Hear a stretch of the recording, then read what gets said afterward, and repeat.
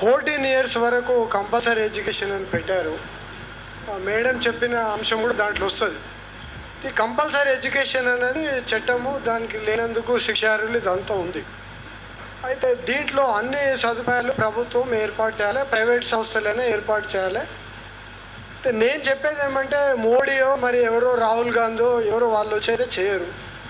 అప్పటి వరకు పిల్లలకు ఇప్పుడు నేను ఒకసారి ఒక కేసు డీల్ చేసేటి, ఒక బ్యాంకులో పార్ట్ టైము స్కావెంజరు ఒక 10 రోజులు యాబ్సెంట్ అయితే ఆమెను పనిలో నుంచి తీసేస్తున్నాడు బ్యాంక్ మేనేజర్. ఆమె కూడా లేడీ ఆఫీసర్. ఏమంటే కస్టమర్లకు వాసన వస్తుంది, దానివల్ల బ్యాంక్ నడవదు కాబట్టి నేను తీసేస్తున్నాను, వేరే మనిషిని పెట్టుకున్నాను. ఆమె నా హెల్త్ పాడైంది ఏదో అంటే నేను ఒక ప్రశ్న అడిగాను బ్యాంక్ మేనేజర్, మీ ఎంప్లాయీ కదా, నీకు లీవ్లు ఉంటాయి, ఆమెకు కూడా లీవ్లు ఉంటాయి కదా, నువ్వు కొన్ని నీళ్లు పోసేదింటేమో ఆడాము, నీ ఇంట్లో బాత్రూమ్ నువ్వు కడుక్కోవా?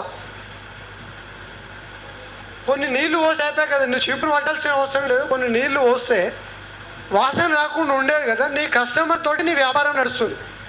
నీ కస్టమర్లు డిపాజిట్ లేకుంటే నీ వ్యాపారం ఎక్కువ చేస్తే నీకు ప్రమోషన్ వస్తుంది.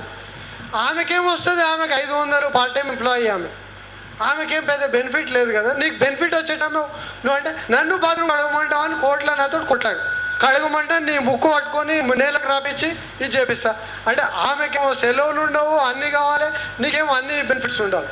నేనేంటంటే టీచర్లు కానీ విద్యార్థులు కానీ సెల్ఫ్ వాళ్ళ బెనిఫిట్ కొరకే విద్యా సంస్థకు పోతున్నారు. It is a temple of learning. విద్యార్థులకు మీరు ఎందుకు చెప్పరు? రొటేషన్ బేసిస్ మీద రోజు ఒకరు కడగండి. టీచర్లు కూడా వాళ్ళ ఇంట్లో కడుక్కోరండి, స్కూల్లో కడితే ఆ సంస్థ వల్లనే బతుకుదేరు ఉంది.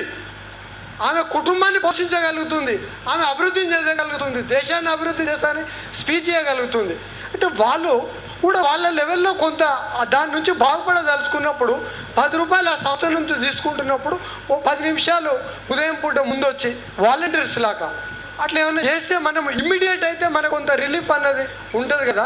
ఇంకొకటి సార్, నేను సజెషను, ఇప్పుడు విద్యార్థులకు మేలు జరగనికే మదర్ టంగ్ అనేది మోర్ ఇంపార్టెంట్ అంటారు.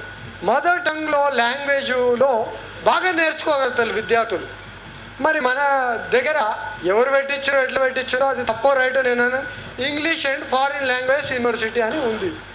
అది నేను అనేది ఏమంటే మనం అంత పెద్ద లెవెల్లో అంత బడ్జెట్ తెలంగాణలో ఇప్పుడు ఉంటుందో లేదో తెలియదు, కానీ ఇక్కడ హైదరాబాద్లో ఆంధ్రలో కాక చాలామంది మరాఠీలు కర్ణాటక వాళ్ళు ఒకప్పుడు మన సోదరులు వాళ్ళు. చంద్రబాబు నాయుడు ద్రవిడ విశ్వవిద్యాలయం అని తమిళలో ఓట్లు కొట్టేకే చేసుకున్నాడు. కానీ నేను కోరేది ఏమంటే మనోళ్ళు భివాండిలో షోలాపూర్లో అక్కడ ఇట్లాంటి ప్లేసెస్లో బతుకుతున్నారు. ఇక్కడ మరాఠీలు, కన్నడ వాళ్ళు, గుజరాతీలు వీళ్ళంతా చాలామంది ఉన్నారు. మల్కాజ్గిరిలో పోతే మద్రాసుల్లో కూడా చాలామంది ఉన్నారు. అది మద్రాస్గిరి అన్నా తప్పేం లేదు. అయితే ఏమన్నా ప్రైమరీ స్కూల్ వరకు మనం ఆ టీచర్లను తెచ్చి మదర్ టంగ్లో ఏమన్నా లాంగ్వేజ్లో వాళ్ళకు ఇవ్వగలుగుతామా? అట్లాంటి అవకాశము ఉంటుందా వాళ్ళు ఉండే ప్రాంతాల్లో? ఫర్ ఎగ్జాంపుల్ అమీర్పేట, గౌలిగూడ, అలాగే ఆ జూ పార్క్ పక్కకి ఏదో ఒక ప్లేస్ ఉంది, గురుద్వారాలో large component of 6 are there. వాళ్ళ మదర్ టంగ్లో మనం ఏమన్నా ప్రైమరీ స్కూల్ ఎడ్యుకేషన్ ఇవ్వడానికి అవకాశం ఉంటుందా?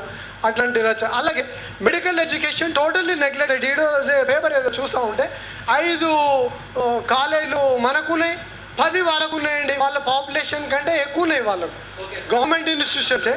మన దగ్గర మెడికల్ ఎడ్యుకేషన్ కూడా ఇంప్రూవ్ చేయాల్సిన అవసరం ఉంది. దాని గురించి కూడా గ్రూప్ ఆఫ్ మినిస్టర్స్కి ఏదైనా ఉంటే మనం చెప్తే బాగుంటుంది. Medical education totally neglected in this reason. మనకు వైద్య సౌకర్యం కూడా అందుబాటులో లేకుండా పోతుంది. ఎందుకంటే మెడికల్ ఎడ్యుకేషన్ స్టూడెంట్స్నే కూడా మెడికల్ కాలేజెస్లో దీంట్లో ఫ్రీ ట్రీట్మెంట్కు దానికి వాడుకుంటున్నారు ఈ ప్రభుత్వ వ్యవస్థ. కాబట్టి మెడికల్ ఎడ్యుకేషన్ మీద స్ట్రెస్ చేయాలని చెప్పి కోరుతున్నాను.